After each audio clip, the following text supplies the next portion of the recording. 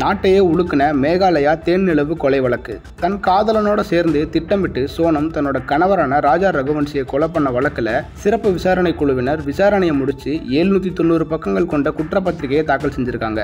இந்த கேஸ் முதல்ல எப்படி தொடங்குச்சு அப்படின்னா, மே 11ஆம் தேதி கல்யாணமாகி தேன்நிலவுக்கு போன தம்பதிகளை காணோம்னு மே 23ஆம் தேதி அவங்க குடும்பத்தினர் கம்ப்ளைண்ட் கொடுக்குறாங்க. போலீஸ் தேடினதுல ஜூன் 2ஆம் தேதி ராஜா ரகுவன்சி சடலமா கண்டெடுக்கப்படுறாரு. ஆனா அவரோட மனைவியான சோனத்தை போலீஸ் தொடர்ந்து தேடிக்கிட்டே வராங்க. சோனமும் இறந்திருப்பாங்கன்னு நினைச்சிட்டு இருக்கும்போது சோனம் தானாகவே முன்வந்து ஜூன் 8ஆம் தேதி நந்த்கஞ்ச் காவல் நிலையத்தில் சரணடைகிறாங்க. அதுக்கப்புறம் அந்த கொலைக்கு உதவியா இருந்த 3 பேரை போலீஸ் கைது பண்றாங்க. விசாரணைக்கு அப்புறம் சோனத்தோட காதலன் ராஜையும் போலீஸ் அரெஸ்ட் பண்றாங்க.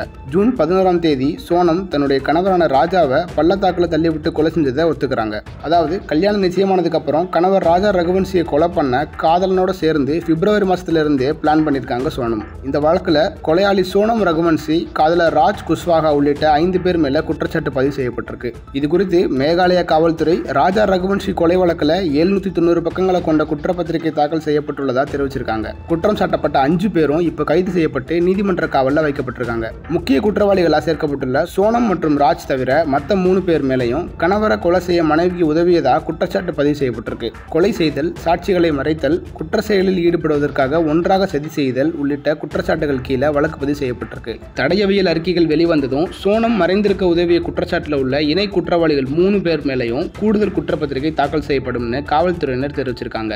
இவங்க 3 பேரும் இப்போ பிணை கைதிகளா இருக்காங்க.